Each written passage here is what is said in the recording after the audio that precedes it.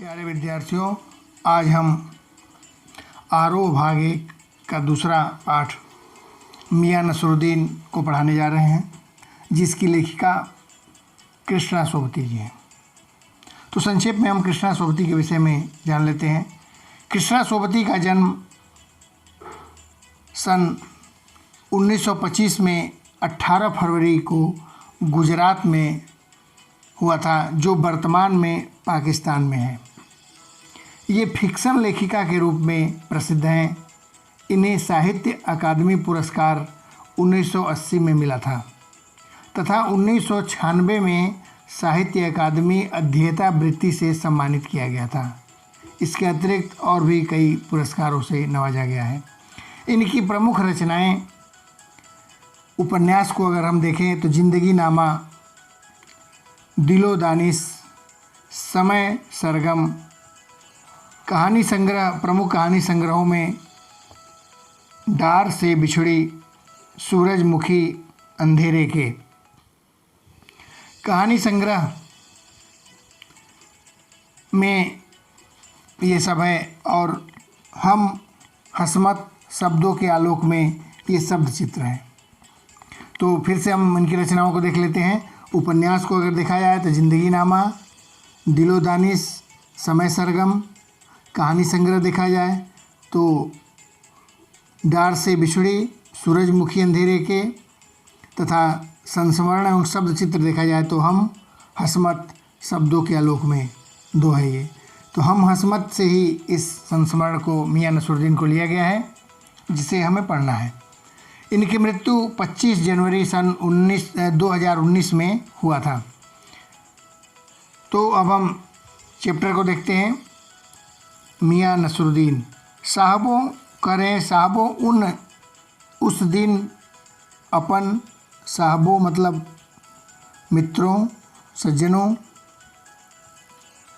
उस दिन मटिया महल, अपन मने मैं, मटिया महल मोहल्ले का नाम है, की तरफ से न गुजर जाते। अगर इस रास्ते से नहीं गए होते, कह रहे हैं मटिया महल के रास्ते से, तो राजनीति, साहित्य और कला, इन तीनों के हजारों हजार मसीहा मतलब देवदूत, हजारों राजनीति, साहित्य और कला के हजारों देवदूत के धूम धड़क्के में, इन धूम धड़कों के बीच नानबाइयों के मसीहा, नानबाई मतलब तरह तरह की रोटी बनाने वाले, के मसीहा देवदूत मियां नसरुद्दीन को कैसे पहचानते हैं।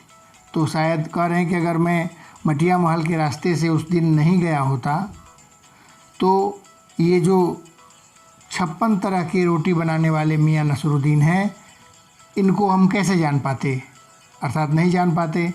तो अच्छा हुआ कि हम आज उस रास्ते से गए। कैसे उनके लुत्फ़ उठाते, लुत्फ़ मतलब मज़ा, आनंद, उनके अंदाज का, उनके स्वभाव का, उनके तरह तरह के रोटी बनाने के अंदाज का आनंद कैसे उठा पाते। हुआ यह कि हम एक दोपहरी मतलब दोपहर को लगभग 12 बजे के आसपास दिन में जामा मस्जिद के आड़े पड़े। जामा मस्जिद के आड़े पड़े मतलब जामा मस्जिद से पीछे साइड में मटिया महल के गढ़ैया मोहल्ले, मटिया महल में भी गढ़ैया मोहल्ले की बात हो रही है, की ओर निकल गए। एक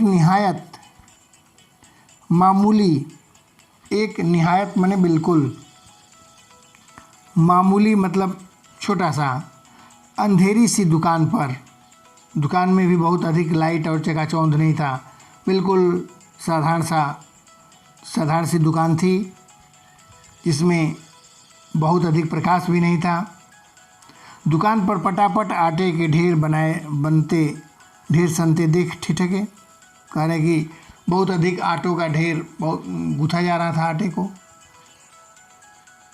उस सनते माने गूँथना, मिलाना, पानी के साथ आटे को गूँथना को देख करके कह रहे हैं मैं ठिठक गई, रुक गया। सोचा सेवइयों की तैयारी होगी, मन में सोचे कि सेवई बनाने के लिए मुल्ला नसरुद्दीन की दुकान है, सेवई बना रहे होंगे। पर पूछने पर मालूम हुआ ख़ानदानी नानबाई मियाँ नसरुद्दीन की दुकान पर खड़े हैं। आप एक ख़ानदानी नानबाई तरह तरह की रोटी बनाने वाले मियाँ नसरुद्दीन, जो इनके पूरे कई पीढ़ी से ये रोटी बनाते आ रहे हैं, इनकी ख़ानदानी दुकान है, उस पर आप खड़े हैं। मियाँ मशहूर हैं 56 किस्म की, किस्म माने प्रकार, 56 मतलब 56 तरह की रोटी बनाने के लिए। मियाँ नसरुद्दीन 56 तरह की रोटी बनाने के लिए प्रसिद्ध हैं। हमने जो अंदर झांका तो फिर दुकान के अंदर कह रहे हैं कि मैंने देखा मियाँ चारपाई पर बैठे बीड़ी का मज़ा ले रहे थे, अर्थात बीड़ी पी रहे थे। मौसमों की मार से पका चेहरा, मौसमों की मार से पका चेहरा अर्थात अनुभव से युक्त उनका चेहरा दिखाई दे रहा था। ऐसा लग रहा था बहुत बड़े अनुभवी हैं वो मियाँ नसरुद्दीन। आँखों में काइयाँ, उनकी आँखों में काइयाँ थी, काइयाँ माने चालाकी, आँखों में चालाकी झलक रही थी, भोलापन भी था। पेशानी, पेशानी माने मस्तक पर मजे हुए कारीगर, कारीगर बनाने वाला, एक बहुत ही मजे हुए अनुभवी कारीगर की चमक उनके मस्तक पर दिखाई दे रही थी। हमें गाहक समझ मियाँ ने नज़र उठाई, सोचे कि कोई ग्राहक आया है और मेरी ओर देख करके बोले फरमाइए, फरमाइए मतलब बताइए, कहिए। झिझक से कहा, कह रहे मैंने झिझक से कहा आपसे कुछ, ये लेखिका कृष्णा सोबती का संस्मरण है, लेकिन यह एक पत्रकार के रूप में, एक पुल्लिंग पत्रकार के रूप में वर्णन कर रही है, खुद को स्थापित एक पुल्लिंग पत्रकार के रूप में, एक पुरुष पत्रकार के रूप में लिखी हुई है। इसलिए तो झिझक से करे कि झिझक से कहा, वरना यहाँ होता है कि झिझक से कही। ऐसा नहीं था, किसी पुल्लिंग पत्रकार के कोई रूप में अपने आप को स्थापित करके इस संस्मरण को उन्होंने लिखा है। कुछ एक सवाल पूछते आपको वक्त हो तो, करे संकोच में, झिझक से, संकोच के साथ मैंने पूछा कि आपके पास वक्त हो तो कुछ पूछ लें। मियाँ नसरुद्दीन ने पंचहजारी अंदाज से सिर हिलाया। पंचहजारी अंदाज, पंचहजारी अंदाज मतलब 5000 सैनिकों के अधिकारी, अर्थात एक पावरफुल व्यक्ति के अंदाज में उन्होंने सिर हिलाया। निकाल लेंगे वक्त थोड़ा, पर यह लो, यह तो कहिए आपको पूछना क्या है, पर बताइए तो क्या पूछना है।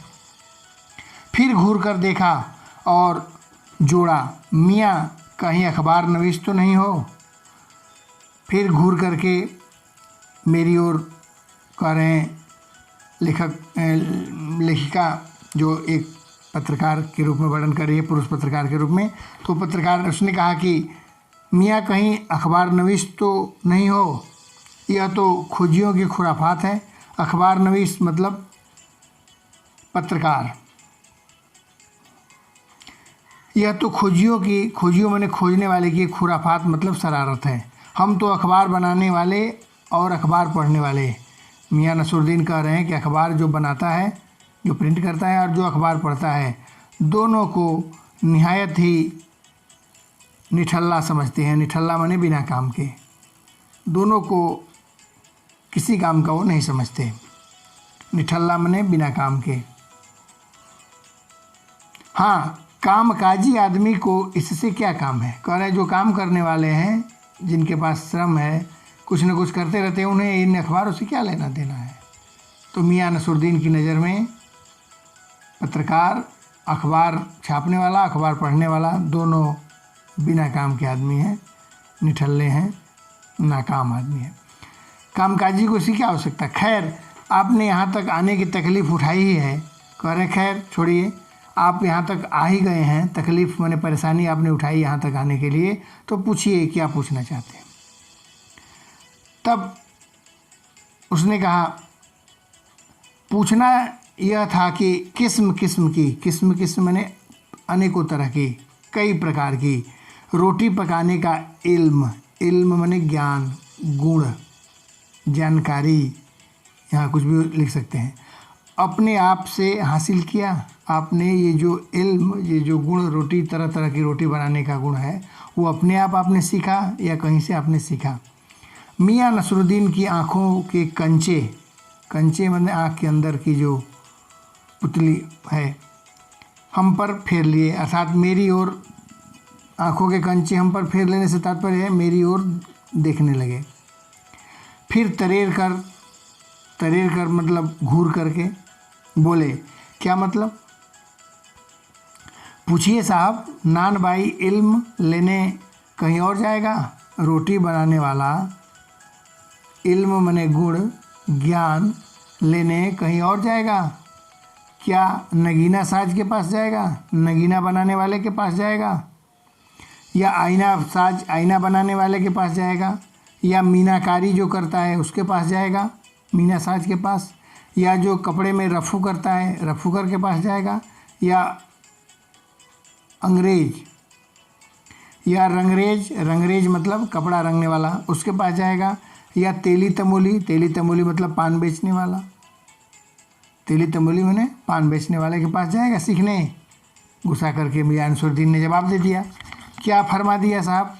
यह तो हमारा ख़ानदानी पेशा ठहरा। कह रहे यह पेशा मेरा ख़ानदानी है, मैं किसी से सीखने नहीं गया था, बल्कि यह पेशा मेरा ख़ानदानी है। हाँ, इल्म की बात पूछिए, इल्म मतलब ज्ञान की बात पूछिए तो कुछ भी सीखा अपने वालिद माने पिता, उस्ताद माने गुरु, अपने पिता जो उस्ताद भी थे, मेरे गुरु और पिता दोनों थे, पिता ही गुरु थे, से हमने सीखा। मतलब यह कि हम घर से न निकले कि कोई पेशा अख्तियार करेंगे। कह रहे हम घर से नहीं निकले कि कोई पेशा, कोई चुनाव करेंगे, बल्कि जो ख़ानदानी था उसी में हम रम गए। बाप दादा का जो हुनर था, जो ज्ञान था, उसी को लेकर के हम अपने वालिद मरहूम के उठ जाने पर, वालिद मने पिता, मरहूम मने मृत्यु होने के बाद, उठ जाने के बाद आ बैठे उसी के ठिए पर। वालिद मरहूम के अपने पिता की मृत्यु हो जाने के बाद उन्हीं के ठिए पर आकर के, ठिए मने स्थान पर आकर के बैठ गए। आपके वालिद मियाँ नसरुद्दीन की आँखें लम्हा भर के लिए किसी भट्ठी में गुल हो गई।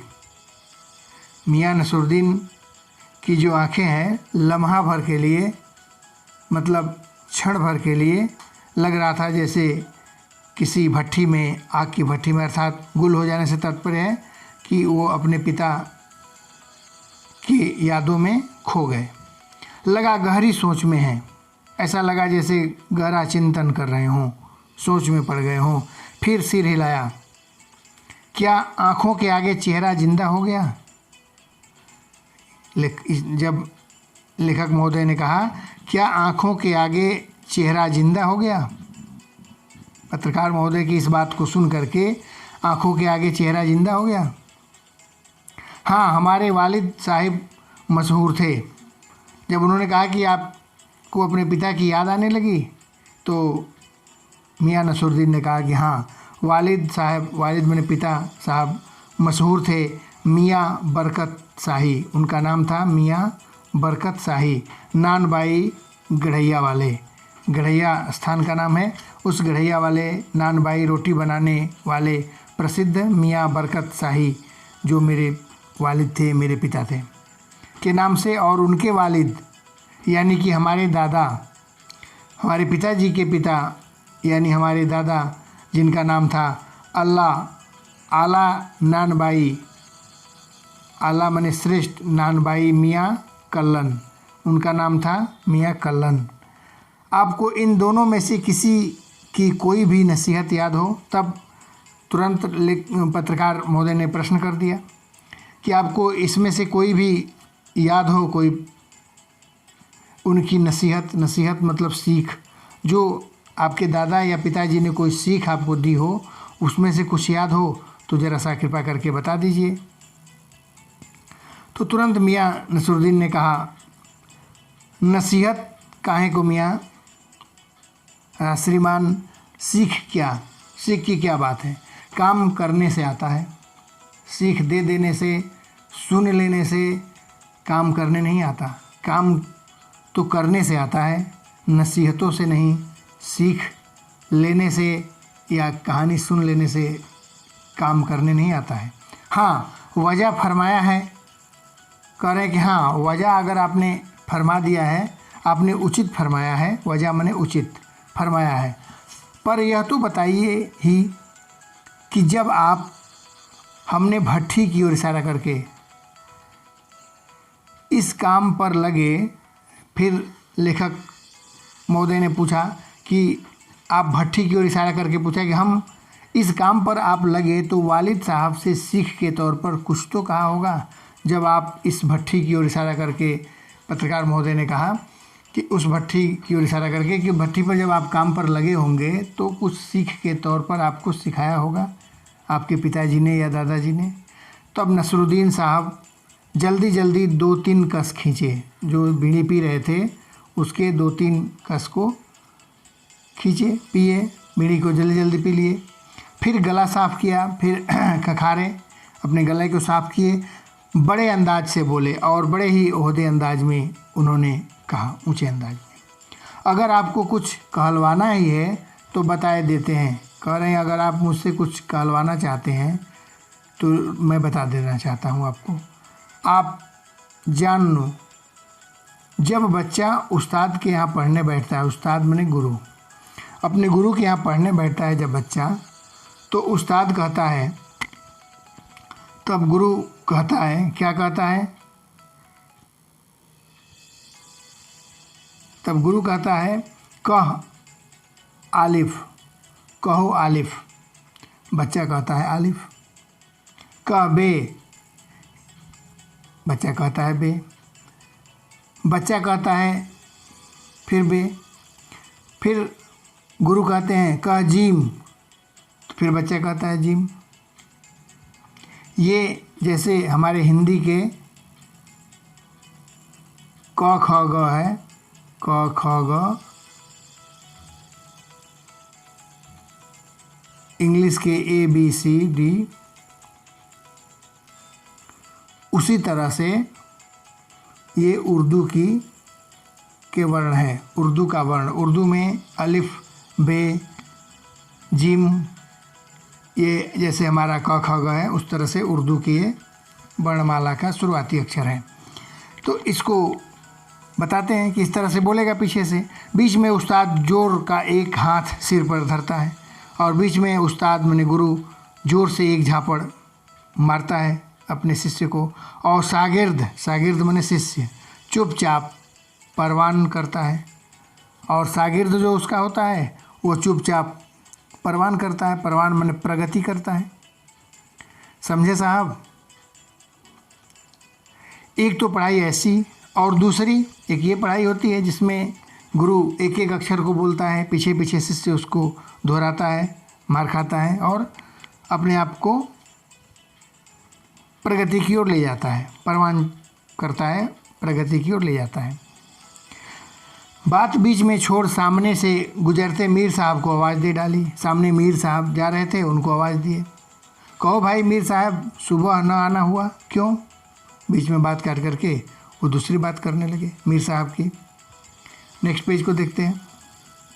मीर साहब ने सिर हिलाया, मियाँ अभी लौट के आते हैं तो बतावेंगे। मीर साहब ने कहा कि अभी लौट करके आते हैं तो फिर बता रहा हूँ।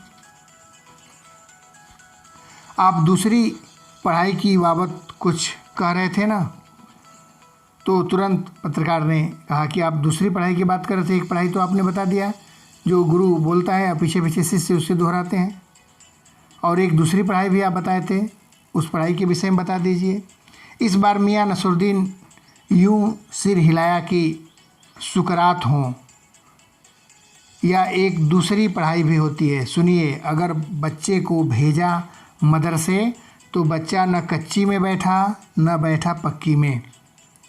करे एक दूसरी पढ़ाई जो आप सुनना चाहते हैं वो ये होती है कि एक बच्चा पढ़ने गया, दूसरा तो भेजा मदरसे, मदरसे मतलब विद्यालय, स्कूल, उर्दू विद्यालय को मदरसा बोलते हैं। तो न कच्चे में बैठा, जैसे कच्चा और पक्का अगर यह समझना है तो इंग्लिश मीडियम के स्कूल के बच्चे LKG और UKG समझें, हिंदी मीडियम वाले छोटा एक और बड़ा एक, कच्ची और पक्की का मतलब। दूसरी, न तो वो कच्ची में बैठा न पक्की में बैठा, अर्थात न छोटा एक में बैठा न बड़ा एक में बैठा, न LKG में बैठा न UKG में बैठा, और ना ही दूसरी में बैठा। हिंदी के हिसाब से छोटा एक बड़ा एक उसमें नहीं बैठा, और ना ही सेकंड क्लास में 2 में बैठा, और जा बैठा तीसरी में, सीधे क्लास 3 में जा कर के बैठ गया, पढ़ने लगा तीसरी में। उन 3 जमातों का क्या हुआ? जमात माने कक्षा। उन 3 कक्षाओं का, जो छोटा एक बड़ा एक और 2, ये 3 जमातों का, 3 कक्षाओं का क्या हुआ? क्या हुआ इन 3 क्लासों का? मियां नसरुद्दीन यूँ सिर हिलाए सुकरात की तरह। सुकरात एक बहुत बड़ा दार्शनिक था, तो बहुत बड़े दार्शनिक की भांति सिर हिला करके बोले कि तीसरी पढ़ाई बताते समय ये सुकरात का छूट गया था, आप लोग ध्यान दें। तो सीधे बैठ गया तीसरे कक्षा में। आपका ख्याल था कि मियां नसरुद्दीन नान भाई अपनी बात को निचोड़ भी निकालेंगे, अपनी बात की निचोड़ भी बताएंगे। कह रहे हैं कि अपना ख्याल था, जो पत्रकार महोदय प्रश्न कर रहे थे उन्हें इस बात का ख्याल था कि नसरुद्दीन नान भाई अपनी बात का निचोड़ भी निकालेंगे, पर वो हम ही पर दागते गए। आप ही बताइए उन 2-3 जमातों का क्या हुआ? वो 2-3 क्लास जो बच्चा नहीं पढ़ा, उन कक्षाओं का क्या हुआ? आप बताइए। तो लेखक ने कहा यह बात मेरी समझ के बाहर है। लेखक ने कहा कि ये तो मैं नहीं समझ सकता, क्यों 3 कक्षाओं को छोड़ करके वो सीधे तीसरी में चला आया। तो इस बार शाही नान भाई, शाही राजसी रोटी पकाने वाले मियां नसरुद्दीन, जो कल्लन के पोते, शाही राजघरानों में रोटी बनाने वाले मियां कल्लन के पोते, अपने बचे खुचे दांतों से, कुछ दांत जो उनके मुंह में बहुत कम दांत रह गए थे, टूट गए थे, खिलखिलाकर हंसती है। मतलब मेरा क्या साफ न था? लो साहिबों अभी साफ कर देता हूँ। तो लीजिए साहब, अभी मैं साफ साफ बता देता हूँ। ज़रा सी देर को मान लीजिए, ज़रा सी देर को, थोड़ी देर के लिए आप मान लीजिए। फिर हम नेक्स्ट वीडियो में आगे का बताएंगे। अगर यहाँ तक कोई दिक्कत हो, कोई समस्या हो तो निश्चित रूप से कमेंट बॉक्स में लिखें।